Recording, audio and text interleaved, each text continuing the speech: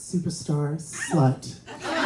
It's true. It's true. I'm actually known mostly just for the slut part. I am so happy to be here at Captain Quack's and Reverie Bookstore for Queer to Tell Austin. This is fantastic. This is fantastic. So Nick wanted me to talk about why storytelling is so important. And the main reason storytelling is so important is because it connects us. We get to learn about one another. We get to know that we're not alone when we hear someone share an experience that's been similar to ours. I'm sorry, I'm a little overwhelmed right now. It's been a long time since I have been in drag, and sometimes when you're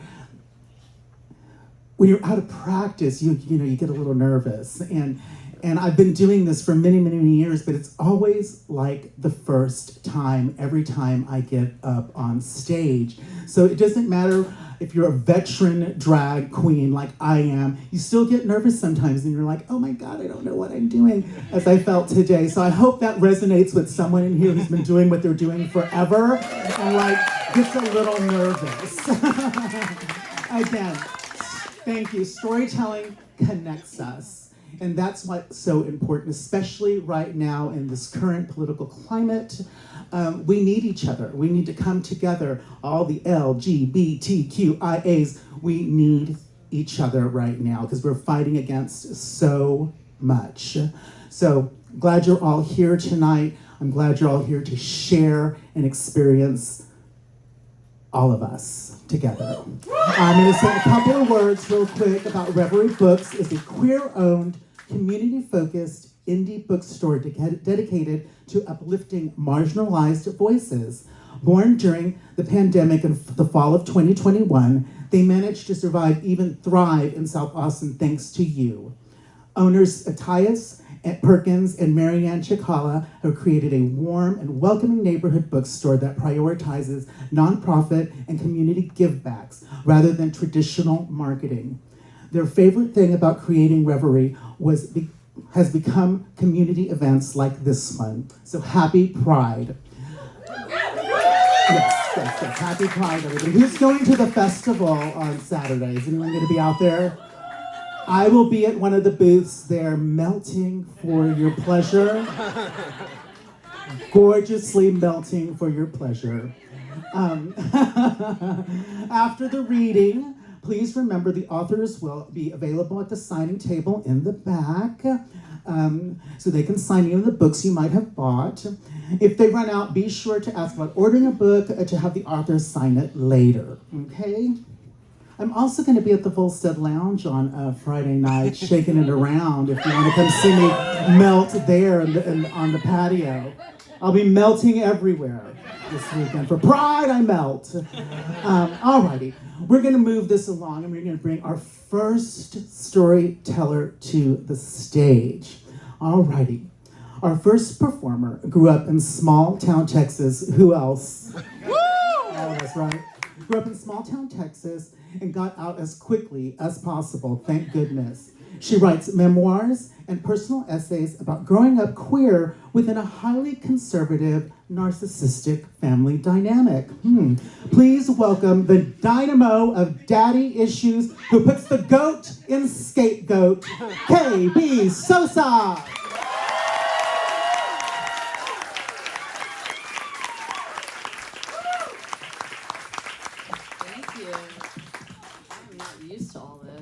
Microphone, beer, card.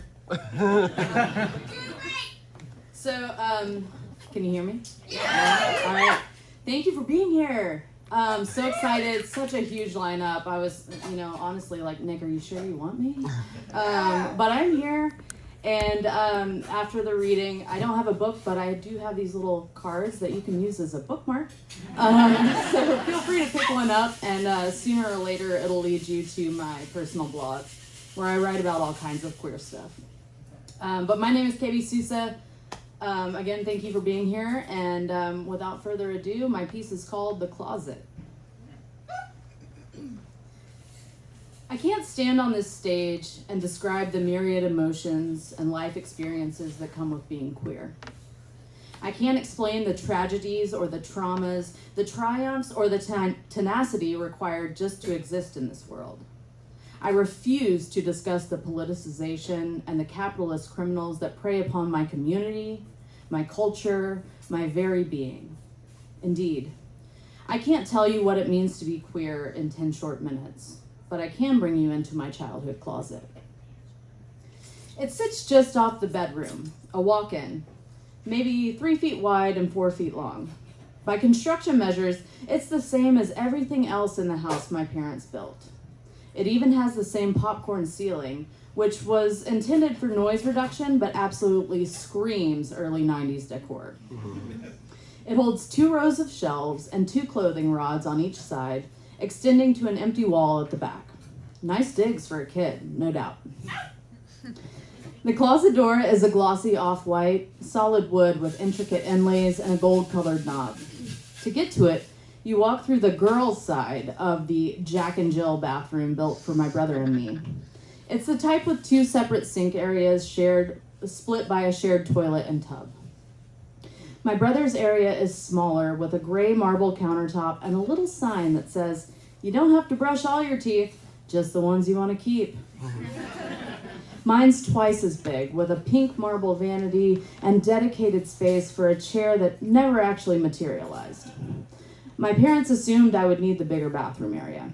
After all, when they built the house, I was a 2-year-old little girl who would of course grow up to use lots of makeup and hair products and spend the majority of my teenage time in front of the mirror. Of course. There's no lock on the closet door, and the light switch is located just outside the jamb. It makes it the perfect environment for a mischievous 10-year-old boy to push his little sister into the darkness and shut her inside. His full body weight shoulders the door as she screams and shoves in a sort of reverse tug-of-war. And then, just when she's sure this closet is her coffin, he steps away, sending her flying out onto the bathroom floor. But that's besides the point. Come on in. On the left shelf, you'll see the games. Candyland, Trouble, Crossfire, Uno. Next to those, a set of VHS children's tapes my mother bought from some church group, more out of guilt than any sort of religious fervor. Below, tap shoes and ballet slippers lay slack along with tennis rackets and summer camp art, maybe even an empty Easter basket or a retired Halloween costume. All the hallmarks of a perfect childhood sit silently on this shelf, long retired, if ever used at all. A set of baby dresses hangs at the top right of the closet toward the back. Each with its own pink plastic hanger, 10 or 12 bundles of tulle and lace and pastel wait for a baby aged 6 to 9 months. Over the years, my mother would refrain, "I'm gonna save these, so one day when you get married, you can give them to your own daughter." They have hung there, patiently waiting from the moment I grew out of them until this day. Beneath those dresses sits my dirt bike helmet, along with my goggles and gloves. They're still muddy, well worn. But there's no dirt bike in the garage. My father sold it immediately when he realized his 14-year-old daughter shunned lip gloss and eyeliner in favor of shifting gears and twisting throttles, all while scream singing Salt and Peppa's "Let's Talk About Sex" inside her helmet.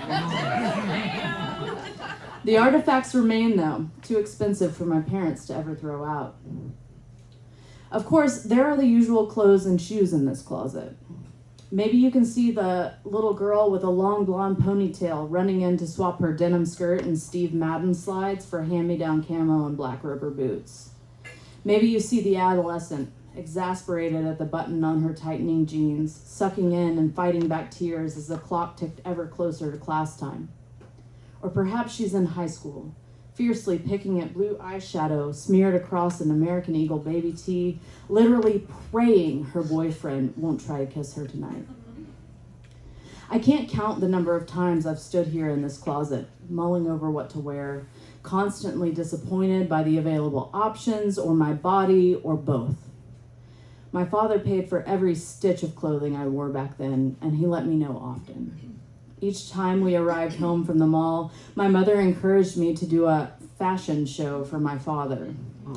This meant changing into every outfit I got, one after another, and walking into the living room profusely thanking him as he eyed me up and down. I can still see him sitting on a couch, spitting snuff into a styrofoam cup, making some comment. If he liked it, he might say, "Yeah, baby, she's looking hot." Weird. If he didn't, he'd say something like, "I told you that bread would go straight to your ass," or, my personal favorite, "You won't ever catch a man looking like that."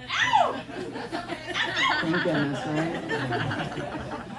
A poster hangs on the closet's back wall, pinned by a single red tack and framed in shelves and clothes. My father strictly prohibited posters on the bedroom walls. Not only would they ruin the white wicker and floral aesthetic, posters put holes in walls, and only he was allowed to do that. But I regularly rotated through several secret closet posters. A diagram of guitar chords, Janis Joplin, Dave Matthews Band.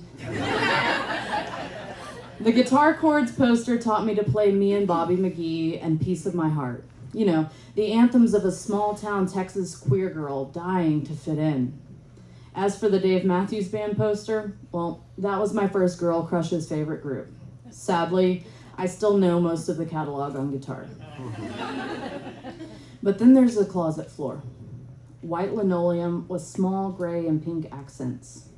This is the floor I ran to one summer when I was fresh out of college, the taste of freedom still lingering on my tongue. I was 24 years old, living back in the confines of my hometown, deeply clinically depressed. I ran to my closet that day to hide from my father. My therapist at the time gave me a deadline of Monday to tell him I was gay. I had waited all week, and it was Sunday afternoon. That deadline was creeping closer, and I couldn't hide my knitted brow or the threatening tears. My father and I were outside cantering a horse around a training pen. I was on the horse's back, and my father was on the ground wielding a whip. With every circle the horse and I made, the pit in my stomach grew heavier. Round and round we went in silence, orbiting my father at the center of this pen. The only sounds were the whir of the whip, hoofbeats, heartbeats. I broke. I jumped off the horse without a word and ran directly to my childhood closet, shut off the lights, and slammed the door. Sweat stung my eyes, and my thoughts raced. Life as I knew it was collapsing around me. Can you feel the cold comfort as I crouch here in this closet, knowing it's time and knowing there's no turning back? I can hear the front door slam, feel the stomp of my father's heavy boots muffled by carpet. Decorum be damned. He was coming, and he was pissed. His heaving breath moved closer with each second. The knob turned, and the light abruptly flipped on. "What in the hell's wrong with you?" My father's voice spat like rounds from one of his rifles. I squinted up at him. Did I sense fear underneath the anger in his words? My mother joined him in the closet doorway then, still wearing her lawn mowing hat and her headphones. Her face was concerned or sad or both, maybe just exhausted from a lifetime in my father's service, a lifetime as our referee. I remained wordless, frozen, a queer in headlights, if you will. I didn't know what to do. My father continued his questioning to no avail until suddenly the whole situation fell silent for a beat, or maybe two. "Come out of there," he screamed. Heart racing, I slowly pushed myself up off the floor. My memory trudged through all the years of terrified hiding, years of lying to my family and lying to myself, years of hearing all the derogatory comments and misperceptions. I took a look back at the closet, a whole life contained in 12 square feet. A yo-yo on a shelf, a stray flip-flop still dusted with sand, a jacket long outgrown. My hands braced against each side of the door frame, my tears slick on the linoleum, and 1 foot at a time, I stepped out. Shortly after the day I both literally and figuratively came out to my parents, I moved here to Austin. Today, I share a closet with one of the most fashionable, fierce burlesque performers in the world, my wife, Frankie Sinister. She's here tonight. I married Frankie in March of 2022, surrounded by the most vibrant and beautiful chosen family. Frankie makes our house a home, loves me unconditionally, and has more clothes than anyone I've ever met in this entire world. I've grown and learned so much in the decade or so since I came out to my parents. I haven't seen them nor my brother in years, but here in Austin, I've made lifelong friends and carved a career out of putting words on paper. I am constantly surrounded by ferocious love, supportive community, and so many fighters, like all of you here tonight. So today, even if I wanted to go back into that closet, there's no way in hell all this queer joy could fit. Thank you.